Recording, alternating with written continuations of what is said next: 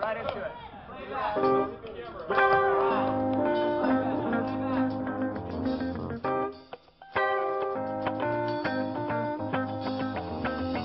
Peace, shalom, salam, worldwide. I say peace when I jump on a beat. I say peace when I walk in the street. I say peace when the sun's in the east. I say peace when I need a release. I say peace when I'm facing the beast. I say peace when I'm taking you deep. I say peace cause I know I'm complete. I say peace.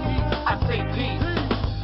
P is for the people, E is for the essence, A is for the answers that we get from God's questions, C is for the conscious, E is for the earth. So everybody gotta stand up and find their worth. A war divided would often fall to disease and violence. Gotta get through the shame and the silence so we can be united. Only the righteous will overcome and become enlightened. Living your life, loving yourself, so let the light in. One love, one blood and one heart.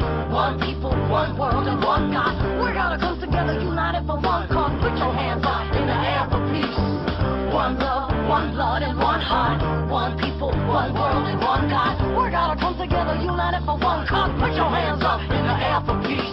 Peace worldwide starts from inside. We gotta find a better way that we can live. Peace worldwide starts from inside. Go ahead and let your mind, body, soul be free. Peace worldwide starts from inside. The answer and solution always starts with me.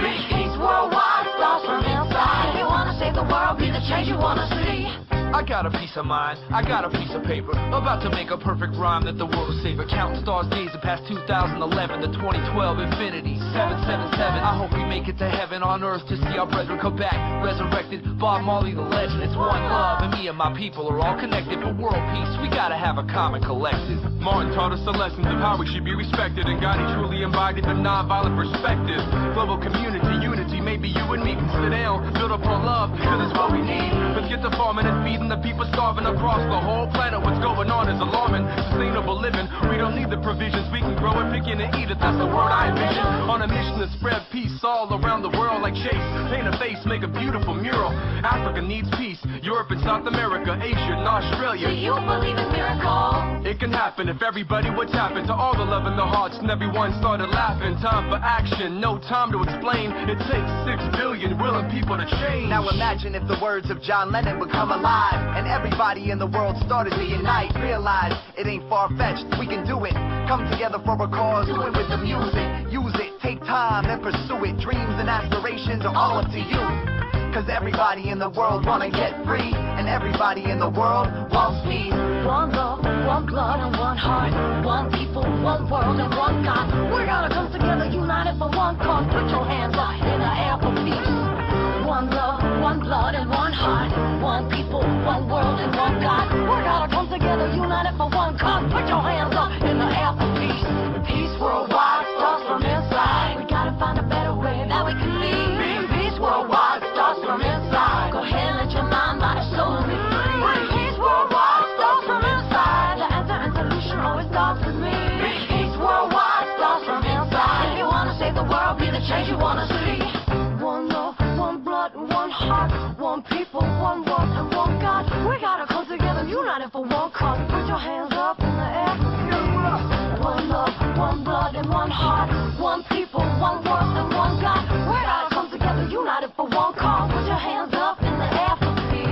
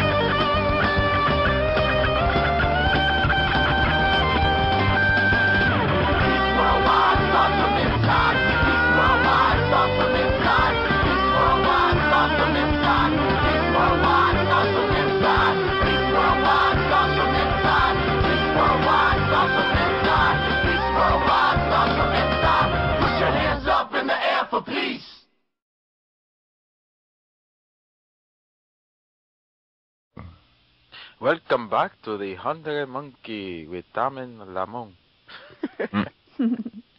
And we have the beautiful Inelia Benz, who has us so relaxed today that we're just like, oh.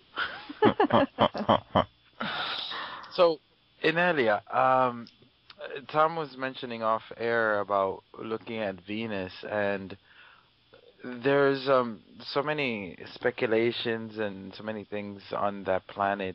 What is your opinion on that planet? Is it, from your feeling, is it a planet that's what's the word? Habitable? Thank you. Or inhabited? It is.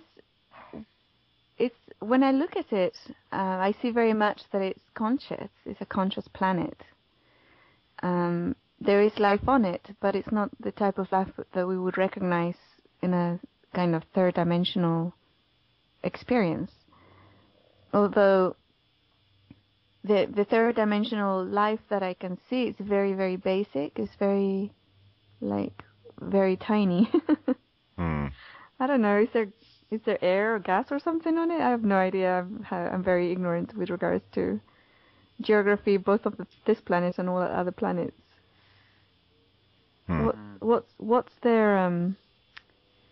What's their atmosphere like there? Well, according to mainstream science, they say it's very hot, around 800 degrees. That's close to 16.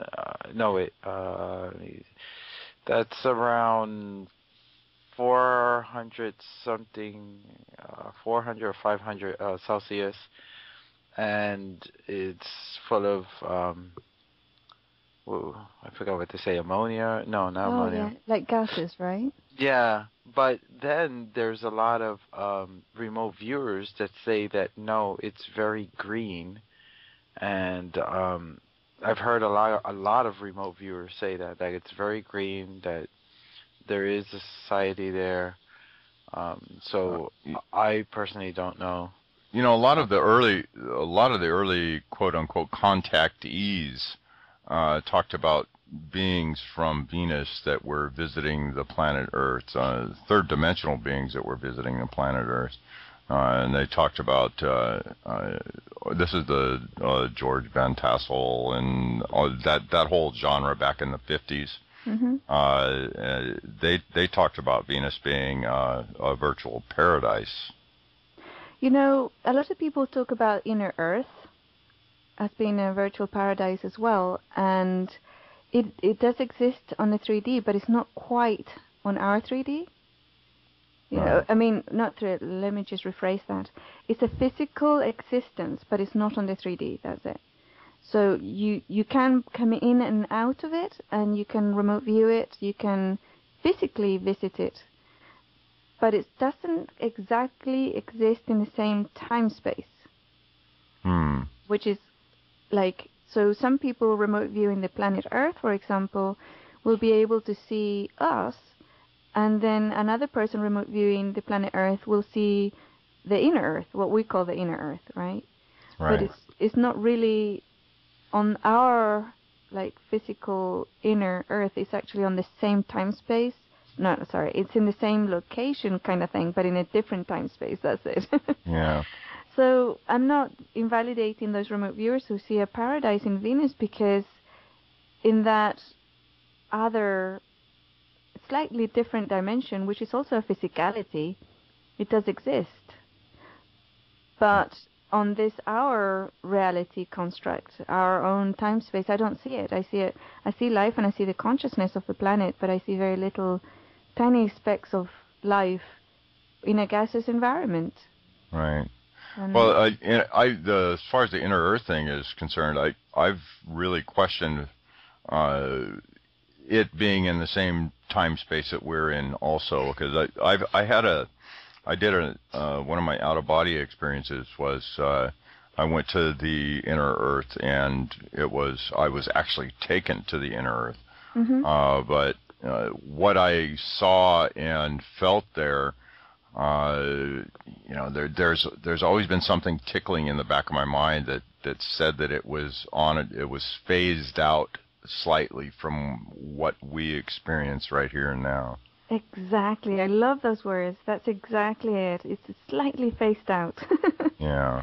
Yeah. Yeah. A while back, maybe like 6 years ago, I had a dream that I went into the inner earth, and they were maybe they were in the same. In the dream, they were living in the time period of the 1850s. 1860s kind of thing. So they were like 140 years behind time-wise, not so much in level and technology, but just in the way time was running there. That was my understanding. So I don't know if that makes any sense. So what do you think about the whole Admiral Byrd thing going into Inner Earth? Do you think that was a real event? So because what's reported through that, you're familiar with that, aren't you? Yes, yeah. So what was reported with that, it would be the way I kind of interpret it is definitely in our dimension / phase, where it's parallel to us. What do you feel there? I agree with you. And I've had the pleasure of actually talking to somebody, a first-hand witness, the person actually who went into the inner earth as well, who she wasn't even familiar with anything with regards to it before she went, and she only found out about it afterwards when she started trying to go back there, and the portal wasn't there anymore. It's like, or that little path wasn't there anymore. And so she started investigating, and she found out about it, but I spoke to her personally, and she's a 100% real person. She had no energies of lying or deceiving, and she keeps it quite private. She's only told her, very few friends. One of her very good friends asked her to tell me, and she told me, and this happened many years ago, when she was, I think, in her 20s, and now she's in her 50s. So, it's like, this was a real person who went there, and she wasn't able to get back in. So it was obviously an open portal somehow, and she was able to get in there, talk to them, and have that experience, and then come out again. Can you elaborate a little on her experience? What did she see and experience there? Yeah, she was on a hike with her boyfriend of the time, or husband of the time, in Mount Shasta. And this was many years ago. And all of a sudden, the weather kind of changed, and the boyfriend or husband decided he was going to stay behind, and he didn't want to go any further, right? So, and I can't remember if it was just before that or just after that they met a group of people in the path, and it was like some adults, a child or children with them, and they were wearing white clothes, very thin white clothes, no shoes and stuff, and they were very happy, and they were kind of waving at her and stuff, and so they waved back, and that's when the separation happened, either before or after that. And then she decided she was going to go ahead and continue on that path. So she carried on, left her man behind, and then there was some sort of pillar there. She went through these 2 pillars or something, and there was more of these people dressed in white, and they had a conversation, and she decided she wanted to explore. She explored for a while by herself. I think they were going to give her a guided tour, and she refused it or something. And then she came back after a while, and she decided she really needed to get back because it was getting late. So she went back to the same way she came, through the portals, through the pillars, and out, and found her man sitting, waiting where he'd left him, and they went home. And she didn't think twice about it.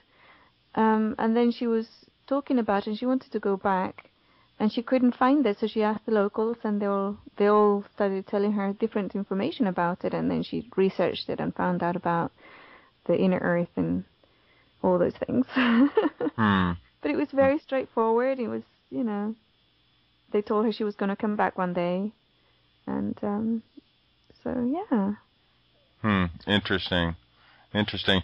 I think we actually end up, especially when you put your feet on the path to awareness, to that self-mastery, that you people have interactions with those who are, for lack of a better word, and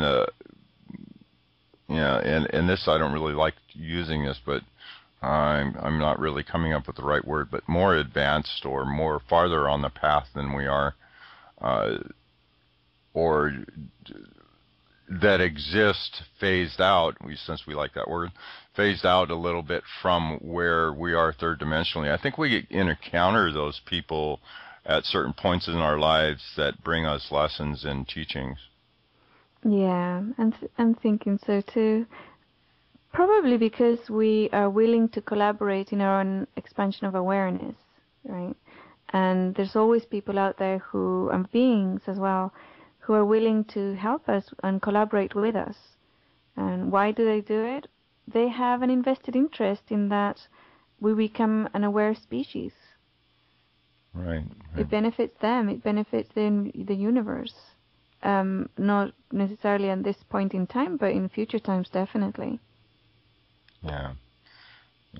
So earlier today, Ramon and I were talking about disclosure, and I was just about to ask that. and I told him, I said, Ramon, I think disclosure is all on a personal basis, and it has. Well, first of all, I'd like your opinion on what disclosure means to you. Okay. Presently, there's lots of governments around the planet releasing information and files with regards to UFOs.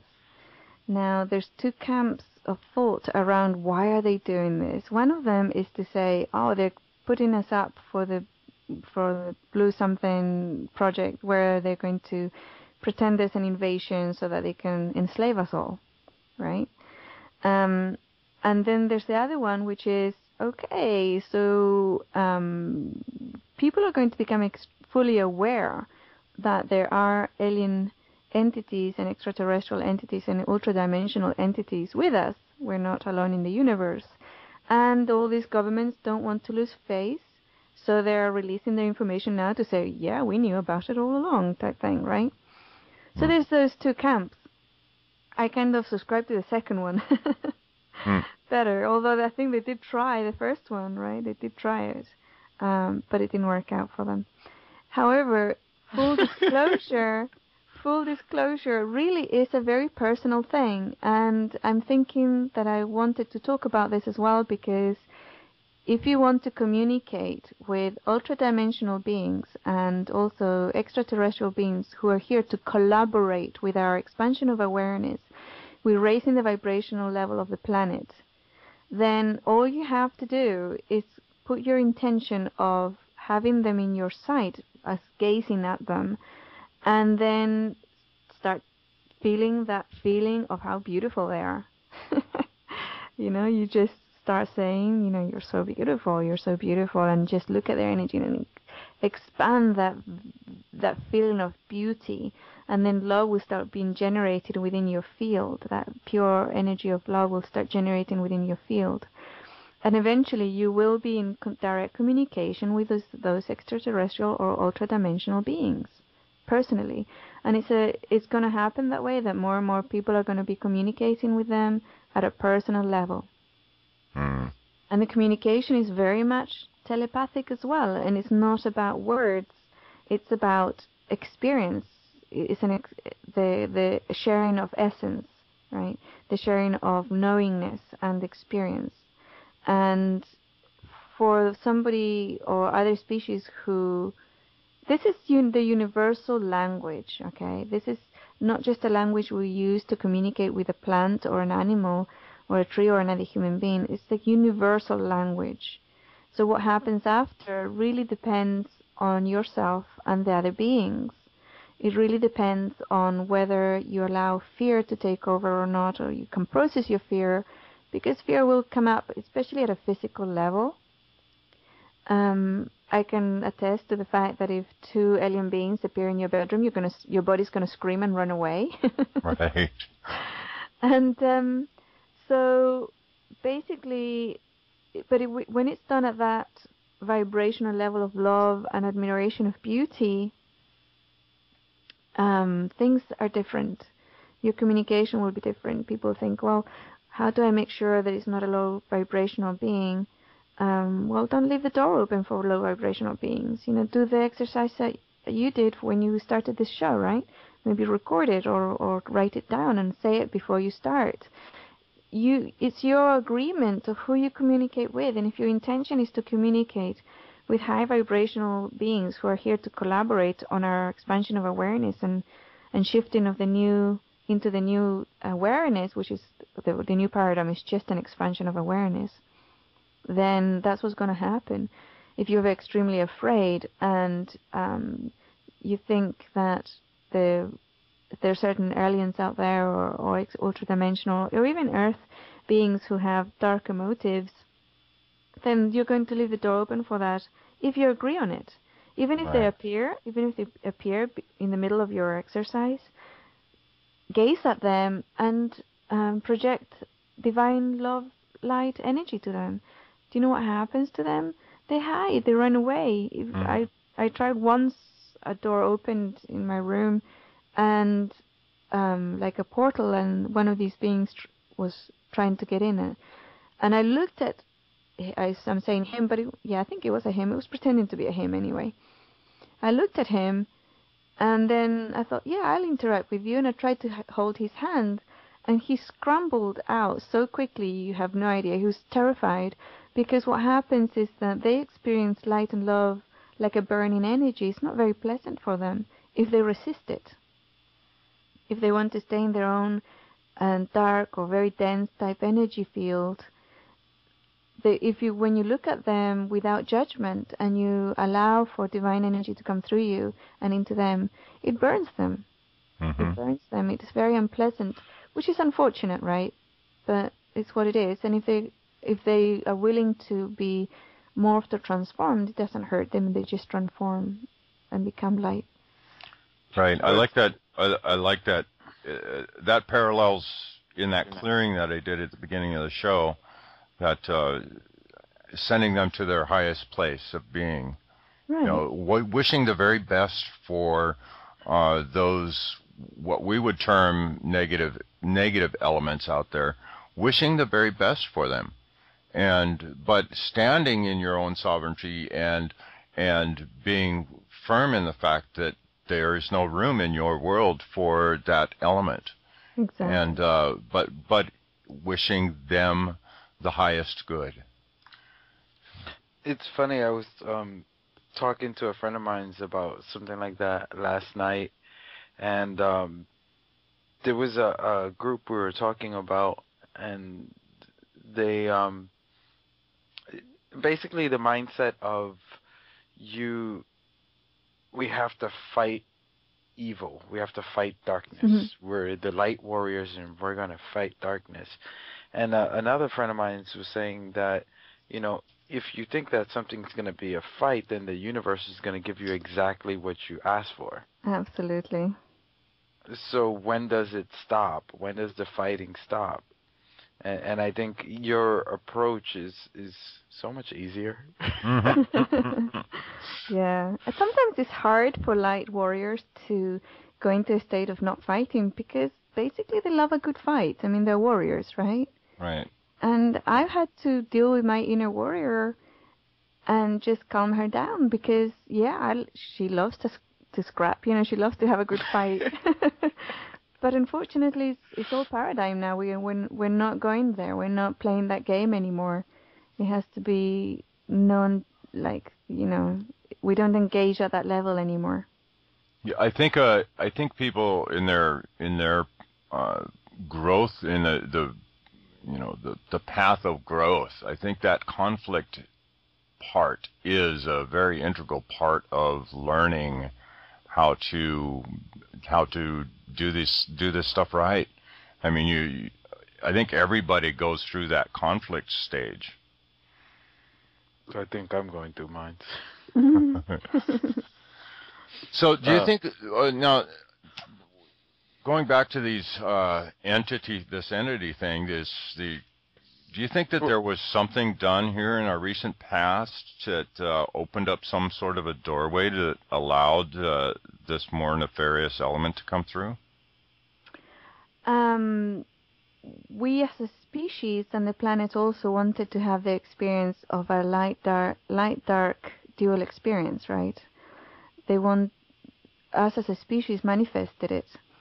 We were, again, at that time, we opened ourselves for collaborating with those species who will be able to facilitate in us having that dual experience, right? So what's happening now is kind of the reverse, right? The species is opening up or has opened up to collaborating with species and beings which will raise the vibrational level and go back to just being a very high vibrational experience. So we said we want to learn how to do this. Bring it on, baby. Yeah. So, going back to your experience, do you know what kind of being that was? Which one? Yeah, which one? the one that opened a portal to go into your house? Oh, yeah, I don't know. I mean, the projection, the projected image that it was giving was like a demon, right? Very demonish looking, or we could maybe even say, what are those beings that look, lizard-like, you know? But I'm pretty sure that was also the projected image of what would make a human body fearful, right? So it was that its real visual existence at a three-dimensional level. I'm not sure. I don't know, because when I was trying to look at, and I looked at him directly and I said, "Who are you? I want to see the real you. I want to really see who you are." He ran away, so I wasn't able to, right? It hid and ran away, and it just ran. I couldn't really see what it was like, so I don't really know their true visuals, what they really look like. That kind of reminds me of a story James Gilliland told a group of us once, that I think he was with Mother Mary, or I think that, or I can't remember who it was exactly, but anyway, like she pointed, he was like talking to her and she pointed, and he turned around and he said it was like this huge devil figure kind of thing, and it said to him like, "I'm the devil," and he said, "Who said so?" And then it turned into a little boy, my father, and then ran off. Mm-hmm. Yeah. So I've sensed this myself, and I just want to get your opinion on it. Do we project what we're able to comprehend within these entities? Is that how you see it? There's a mutual projection. We can project ourselves. We can actually project onto somebody else how they perceive us. Everybody does that. Everybody on the planet does that, either consciously or unconsciously. They will project how they are perceived, or how they want to be perceived, or how they feel they have to be perceived. And mostly it's unconscious, so they'll have all these people reacting in certain ways towards them. And then there's the other side, which is the other side will project onto us how they want to perceive us, right? So they will see us within their own reality. So I've had people, personally speaking, who will look at me and call me a devil, and an alien hybrid, which is like a puppet for the dark entities of the planet and stuff, right? And then another person they're projecting how as far as they can go with what they can see, and it's colored by their fears and their unwillingness to trust, right? And then there'll be another person who will look at me and project an image of the Divine Mother or the Divine Father or Divine Source, and that's all they will see, right? So it goes both ways. It's a very kind of not mutual, but it's like a form of communication where there's a sending and a receiver, but the receiver is also a sender. So what they receive is very much colored by their own reality and state of mind, right? Right. And all that is very much used by entities who are very articulate in that form of communication, and will be able to project onto us and make us react in certain ways that allow them to do certain things, like enter this planet. Right. So that reminds you, what are angels then? So when in ancient times when people saw them, is it that they were projecting this human-like figure with wings? I think so. There's even my own mother saw angels a couple of times in her life, fully winged angels. I saw one, but he didn't have wings at the time. So because I didn't know he had to have wings. So. But no one told you? No, exactly. Well, actually, the little picture that I had that I was given, I will tell you the story actually. This is a really nice little story. I was 7 years old and my parents had been taken prisoner and they were in concentration camps in Chile by a fascist dictatorship. And they were being tortured and everything. And being a psychic kid, I wanted to see my parents and I would go and see them and see all these horrible things. And it was very traumatic for me and I was very lonely and very afraid. Hello? Hello? You are. I think we lost somebody. It's all good. All good. We're all good, okay. And then all of a sudden, my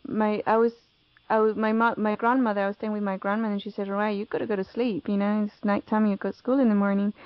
And then I said, "No, because I'm very afraid, and it's dark, and I didn't want to go visiting people."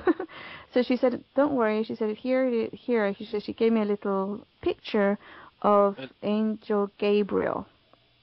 I think it's an Archangel Gabriel. And he was really beautiful and he did have wings, but they didn't look quite in place. And she said, "Whenever you're afraid, Angel Gabriel can come and sit with you and be with you, so you'll never be alone again." I said, "Awesome, yeah, that's really cool, great." So she goes off, switches the lights off, and I'm lying in bed with this little picture in my hand. And so I said, "Okay, I'm lonely now, so you can come in." So he comes in, and he's right there, like you and me, physical. And he says hi, and he sits on the bed, and he holds my hand, and I'm saying, "Oh, yeah, can you tell me a bedtime story?" And he says, "Sure." You know, he tells me a bedtime story, and I go to sleep. And this started, you know, like whenever I was afraid of everything, he would appear. And that's an exact, a very good example of how these beings or supportive beings or collaborative beings will appear to us in a way, in a manner which we can understand, which we communicate with, relate with. That being, the picture, again, I was feeling that it was an extremely beautiful being that I was looking at.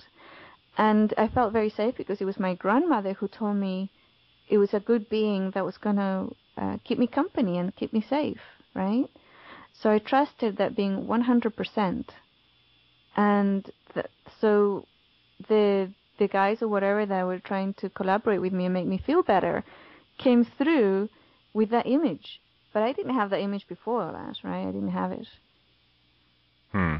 So when we think of winged animals, angels coming through or being painted, we could very much think of it as a cultural thing. If you think of a Native American person, their guys didn't come through with wings unless it was an eagle, right? They came in like a bear or a wolf or an eagle, but it wasn't a human being with wings. It was different shapes. It was different type things, but it's very much depending on the culture and what their mythology is, how they come through. I had one of those once, and it was weird because in the place it happened, it was like, that is very rare.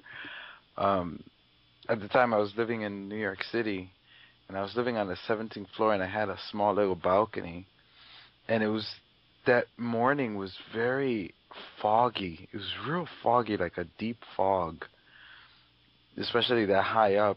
And when I walked past the balcony door, this either hawk or eagle was sitting there looking at me, and I was like, and all I remember saying was like, "What message you have for me?" And then it just like took off, and I was like, "Wow, amazing." Yeah. So, let's shift gears just a little bit here.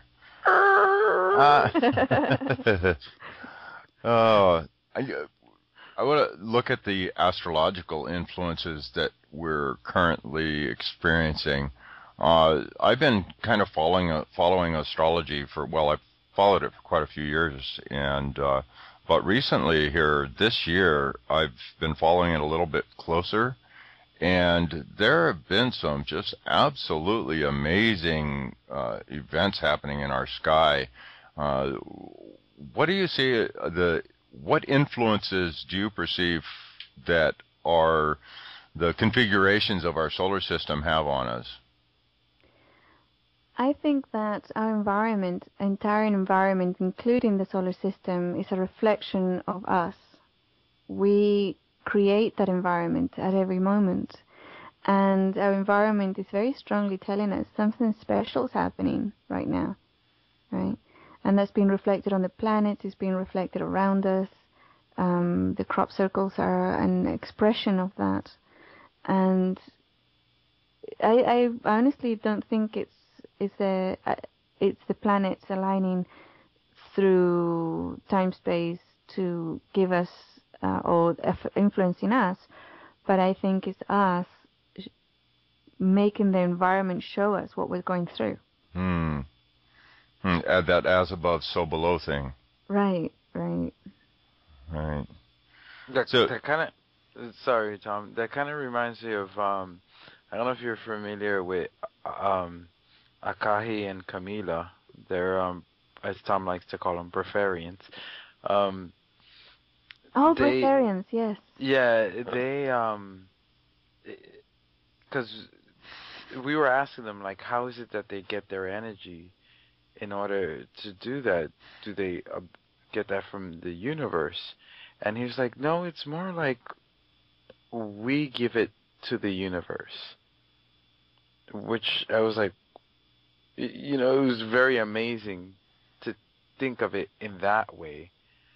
That we're so used to thinking that we're, the universe created us and we're receiving what we need from the universe. But the way they look at it is like they're giving to the universe what the universe needs. I love it. Yeah. What were you going to say, Tom? Yeah, I totally forgot now. So Inelia, you're familiar with the law of one, correct? The law of one? No. You're not. No. That it was a channeled work. I think it came through in the 80s? Somewhere in the 80s? Like in 1981 or something like that. Yeah, so anyways, part of what they talk about is the time that we're in now is sort of a harvest time, where those souls who have advanced far enough on the path are taking the next step, or what we're calling it now as ascension. What does ascension mean to you? Ascension means the expansion of awareness. That's it. That's it. Yeah, and to expand one's awareness, we raise our vibrational level. The more you raise your vibrational level, the more your awareness will expand, and the more you will be able to experience and do being responsible for. And through that process, we begin to be able to experience these different dimensions / densities, or however people want to term it. Absolutely, yes. And also becoming consciously aware and consciously creative with our experience. and our reality. So, how would you explain what people are calling fourth dimension? It's just an expanded awareness. Yeah. Well, I guess I'm fishing more towards what type of abilities do you see we have within that awareness? Once a person becomes more aware of their own reality and their own abilities, and also the way in which they create their own reality, they can then take charge and consciously create what they want the experience to be. And that's what being in a more subtle dimension means. It's not as solid as we thought it was. So synchronistic events start happening, or one is able to directly affect chemtrails like your partner did, right? That type of experience. We are able to telepathically communicate. We are able to share experiential beingness with other beings and with other humans. We are able to communicate directly using our universal language with other entities from other dimensions and other planets. We are able to choose directly whether we're going to have a physical body or not, whether we're going to continue with this physical body or not, what shape it's going to be, what type of life we want, and whether we're going to be eating in order to live on the third dimension or not. It's all to do with how we want to experience it. It's still a physical experience. It's still a physicality. So, yeah, that's to me that's what it means. And it's not a different planet. It's not a different dimension. It's just an expanded awareness of all the dimensions that we exist in. So yeah, we become aware of another dimension, right? And the subtleness of the physical existence. So in parallel with this growth that we're going through, or physiologically, are we opening other strands of DNA, or do you subscribe to the 12-strand DNA thing? DNA is infinite. It doesn't have 12 strands. It has infinite amount of strands. Now, the ones that we are going to become aware of and use, that is expanding, right? Our DNA expands throughout time space. It expands throughout all dimensions. And depending on what dimensions we're going to be operating from, or the awareness that we have of those dimensions, the DNA strands that we're going to, quote, activate, unquote. So is that the reason? So, for example, the old vision of it is the two snakes going up the pole, and then with the wings. Is that what the wings represent, the expansion? It could be. I've never looked at it that way, but it might be, yeah. Oh, I got the idea from you.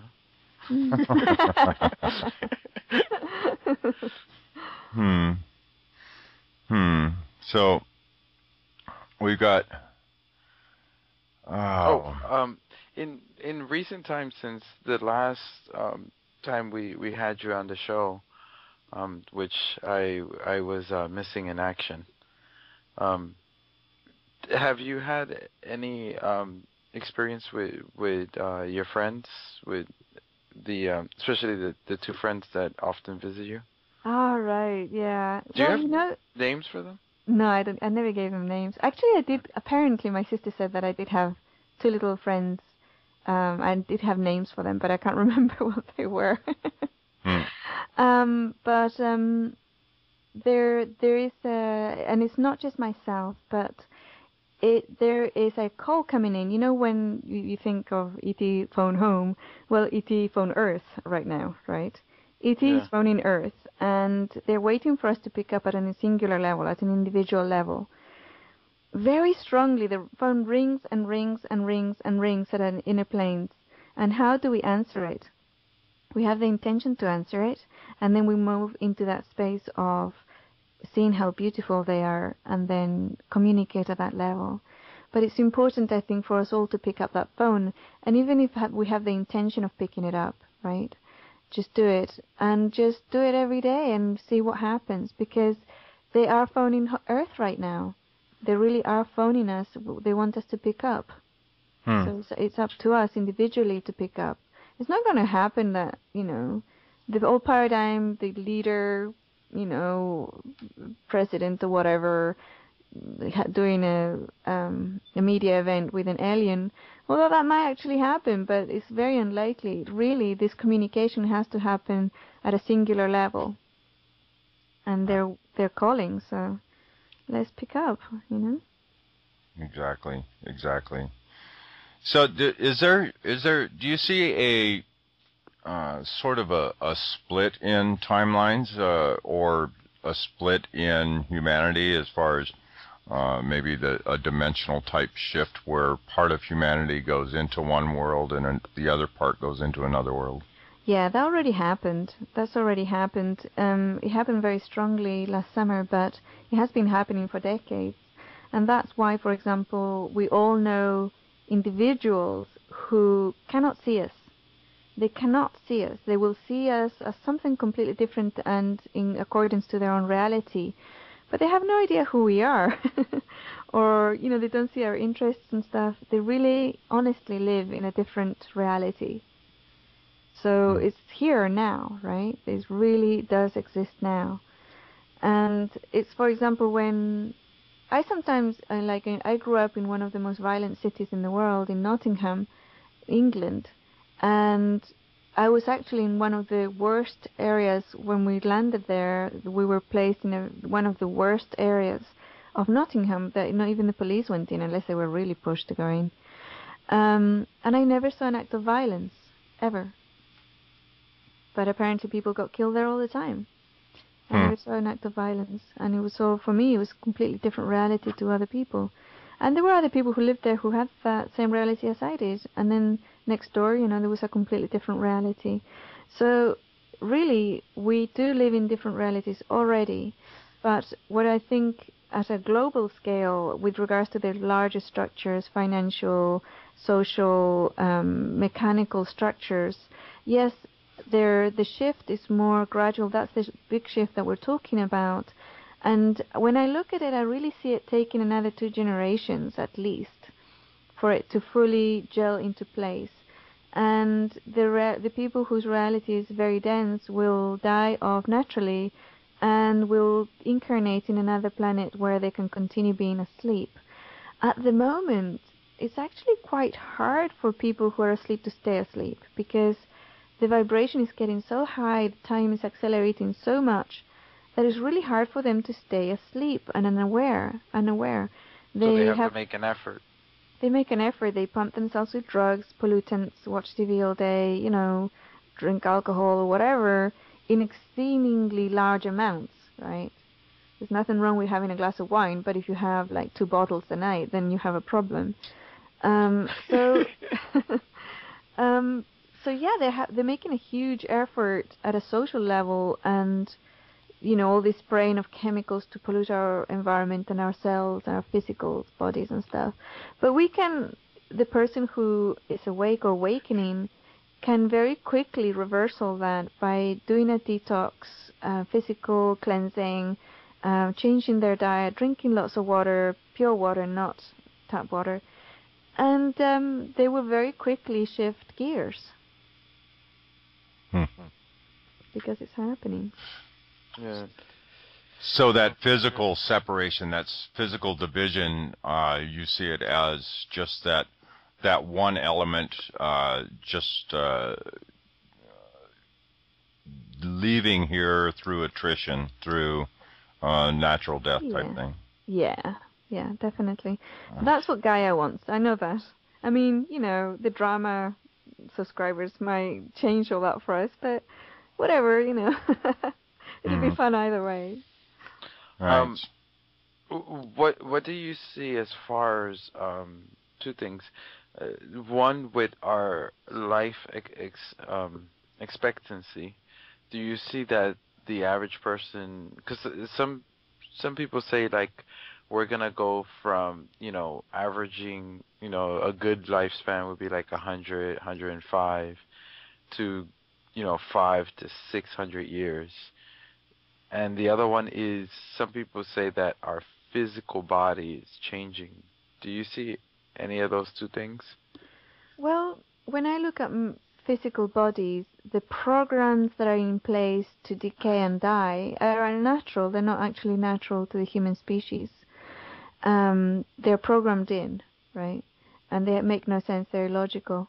Now, the person who becomes so aware that they can take full control of their physical body can then decide when they get old, if they get old, when they're going to die a natural death or not natural death. In fact, there is somebody who said every death that happens on the planet is a suicide. And I completely agree with that, because we actually choose when we die. Even if it's in a split second, we actually choose to die and how we die. It might appear not to be so, but it actually is. And so the thought of whether we continue with this physical body, whether it's going to age or die, whether we transform it into something completely different, that is all open for us. We can choose which one we take. We can actually choose that. But if we choose that, we really have to, at the moment, work through all our programs, right? All the programs that say, you've got to get wrinkled, your body's going to decay, and it's going to die of old age, Right. And it's like the death wish and the self-destruct has been programmed at a human level. It is a program. It's nothing more than a program, and we have to choose whether to continue with it or not. I mean, when I look at it and think, staying as a singular being for the rest of eternity, I don't think so. I think I shall continue and keep my self-destruct button. Right? Because for me it's like so weird, right, to be a singular being, that I'm not really sure whether I would be willing to keep this construct going eternally. I'm not sure at all. So. So have you? I know you're. I won't say a unique entity here, but definitely unusual as far as the masses are concerned. Have you contemplated or considered the idea of continuing this consciousness on past this life? Whenever I look at it, I get a complete rejection of the idea. I really don't like it at all. It's like I wouldn't want to. It hasn't been a pleasant experience. I don't find it a pleasant existence to be a singular entity, or to exist as a being. It's like I really don't like it. And I don't understand why people are so attached to theirs, right? But my physical body obviously has issues with it too. And maybe that's where I inherited that feeling, because my physical entity, or the physical elemental, or consciousness, when I came in, was on its last lifetime, and it was only supposed to live like a few minutes or hours, right? And it was tired. It had done its journey as a physical entity on the planet and wanted to move on.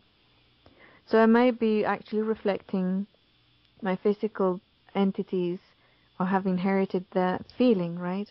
Please no more, we've done it, been there, bought the t-shirt, let's move on type thing. Right. But this has been my only experience, so I can't really tell whether it's because I honestly, personally, I don't have any attachment to beingness. I don't have any attachment to singularity. So that rejection of being a singular construct might be very, very possibly my physical rejection. Right. Yeah. So we're getting up there in time. I wanted to ask you, because I heard you mention this. Was it on our show or Lance's show? It might have been on Zany Mystic. But have you had a chance to master bilocation? Not yet. Well, bilocation, sorry, I should rephrase that. Bilocation is very easy, yes, everybody can do it.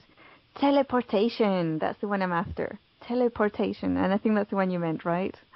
What's the difference?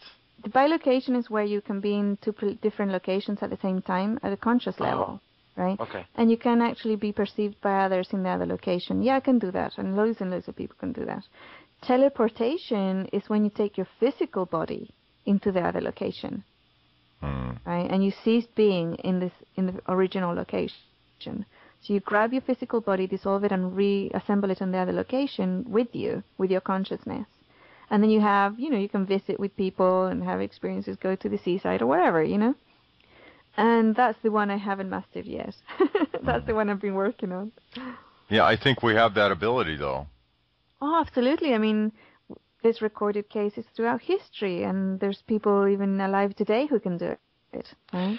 Yeah, I can't remember his name, but there's a rumor about a Chinese guy in China who does this all the time. I mean, to the point where, like, the military would take him in custody and put guards all around him, and then he'll be back at home. I love it. Yeah, so, I mean, absolutely, it is possible. 100%. Yeah, I think it's for me personally, and I could be wrong, but I think it's finding the feeling of what that feels like to do that in order to master it. Right. Yeah. And then there's all those other things. Oh, will I have my clothes on,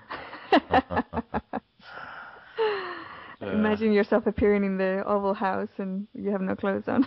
That would be yeah, fun. you want to take your clothes with you. Absolutely, yeah. So, no, I mean, I'm half joking because when we think about it at a deep level, those type of questions do come up, right? And it's all fear-based, like that's the only thing that's stopping us, and I'm pretty sure that's my case as well, is the physical fears. The physical wants to know, well, will I be able to eat? Will I be able to get home? Will I have clothes on? Will I be cold? Will I be hot? Will I be protected? Will I be shot? Right? So it's the physical body's fears of survival that we have to process and go through before we can actually teleport completely from one location to another. Don't swing your bat at me. I just show up. Late night. Yeah. So, Inelia, is there anything you wanted to talk about today that we haven't touched on yet? Let me think. Oh, yeah, there's a couple of little projects I'm doing at the moment. They're very spontaneous meditations that I do. And to tap into those, I'm going to post them on the globalascensioncenter.com site and also on the Facebook page. But also, and the thing that's going to be different on this year's Iseti Ranch gathering is that what I'll be facilitating is a whole day of silent meditation, and the aim, the intention behind it is for us to communicate using the universal language of admiration and love with, obviously being Iseti, ultra-dimensional extraterrestrial beings. So that sounds like fun. Yeah, so it's going to be from 9 o'clock in the morning till 6 o'clock in the evening. I think it's on the 2nd of July. And you'll have to check their site for that, or send them an email to find out about it. And it's going to be facilitated by myself and others, because I won't be able to sit still for all those hours. I'll need to go to the restroom, eat and drink and be merry. Right. But we will be holding a space there in one location in the center that's going to have notices of silence. It's going to be a silent meditation for the whole day. And I'm going to try and be there for most of the day if I can. That's awesome. I can't wait to meet you. Elizabeth and I will definitely be there. So awesome. Will you be doing the silent meditation? I will be. Yes. Excellent. Yes. I did that once for 2 weeks, and that is amazing. My experience, it was weird because there was it's a group of us, and I was doing up at the Vipassana Center in Boston, no, not Boston, Massachusetts. And what bothered me the most about the whole meditation was the person's toes in front of me. and I was like, okay, this is what I need to work on. And it was, out of all the different issues I went up there for, the main issue was his toes. Oh no! I just didn't like the way they look, and because after 6 days of no talking is just, it's locking yourself up with the person you don't like and saying, okay, deal with it. Yeah. So yeah, it's a great.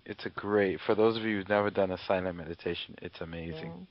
And I think the intention is very important before you enter a silent meditation. Like you were saying, you went there perhaps to deal with different issues, and then you got an issue to deal with throughout your meditation period. And it's very important when we go to the Seti Ranch that our intention is to go into the full heart, love, light, and beauty, universal communication with other entities, right? So the intention is very important before you enter a meditation like that. Yeah, I think it's going to be fun. Yeah. It's going to be, I'm anticipating a very amazing week over there, so. Yeah. Really cool. So we'll have to sit down while I'm there and maybe get a little video chat. Yeah, that'd be awesome. Yeah. I think I arrive on the 1st because I'll be arriving from Ecuador. Okay.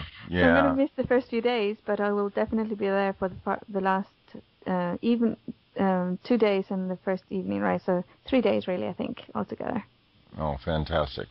So I'll see if I could either bilocate or teleport.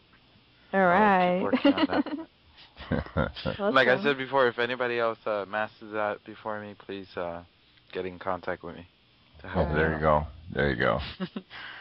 Well, Inelia, I want to thank you so much. Ascension101.com. I would urge everybody to pop on over to Inelia's website and sign up for her newsletter. She puts out a wonderful newsletter that has some very enlightening things on it. Also, her website is just packed full with all sorts of wonderful exercises and insightful blogs and comments and lots of stuff to contemplate there. So I would definitely urge you to go check it out. I think I heard you mention that you are you working on a book also? Yeah, I was working on a book, but it turned into a series of talks, which are now on the site. There's a little history behind that. I thought it was going to be a book, but then I was told, no, it's not a book, so shelve that. It's just going very deeply into the topics that we mentioned in Ascension101.com. So going more in depth into that, and so I said, okay, I'll do that. And then says, no, you have to record them because it's the voice vibration that pulls in or pulls through the vibrational energy that will reach people at a more deep level. So I thought, okay, I'll record it. So there it is, and half the funds from the sales of that go directly to create the Global Ascension Center. So yeah, it's going to be cool. Cool. Perfect. Okay, well, I want to thank everybody for supporting us, and tell your friends and your neighbors to come check out the 100th Monkey Radio. Let's spread the word and What was it we used to say when we first started, Tom? It's just a couple blue-collar guys getting on the show. We're just a couple of normal guys, or well, maybe not quite so normal, but we're just a couple of guys out here trying to do our part, and we want to thank everybody for supporting us. It's your support that keeps us going. So. Yeah, and I definitely want to thank all the listeners and everybody. Yeah. Oh, a lot of gratitude out there. Oh, condemnation without investigation is the height of ignorance. The love you deny is the pain you carry. And I didn't look at my arm. Oh, great. All right. We'll talk to you guys next time. Here we go, right into it.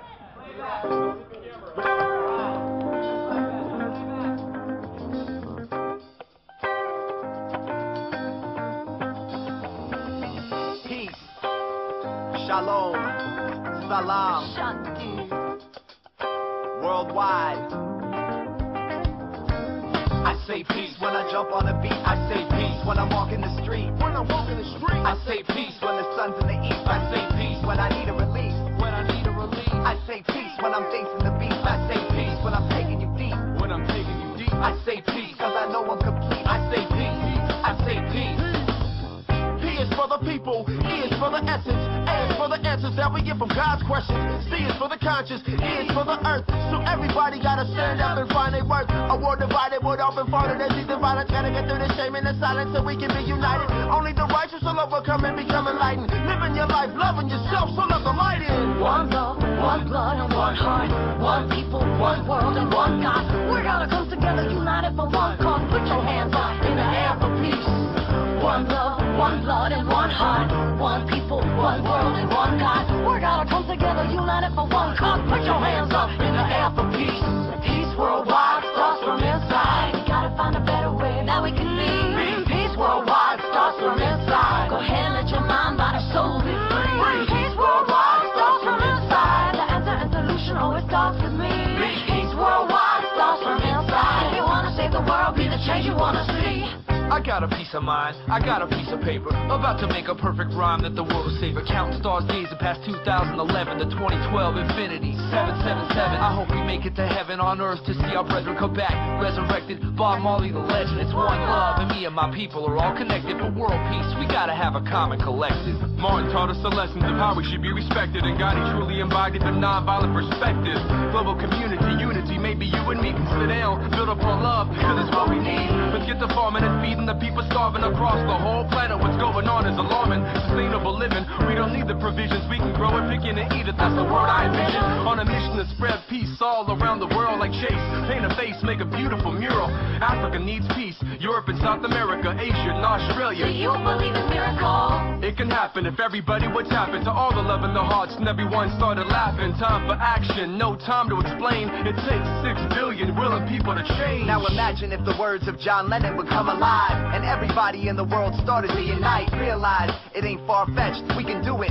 Come together for a cause, do it with the music. Use it, take time and pursue it. Dreams and aspirations are all up to you. Cause everybody in the world wanna get free, and everybody in the world wants peace. One love, one blood, and one heart. One people, one world, and one God. We're gonna come together, united for one cause. Put your hands up in the air for peace. One love, one blood, and one heart. One people, one world, and one God. We're gonna come together, united for one cause. Put your hands up in the air for peace. Peace worldwide starts from inside. We gotta find a better way that we can be. Peace worldwide starts from inside. Go ahead and let your mind, body, soul be free. Peace worldwide starts from inside. The answer and solution always starts with me. Peace worldwide starts from inside. If you wanna save the world, be the change you wanna see. One love, one blood, and one heart. One people, one world, and one God. We gotta come together, united for one cause. Put your hands up in the air. One love, one blood, and one heart. One people, one world, and one God. We gotta come together, united for one cause. Put your hands up in the air for peace.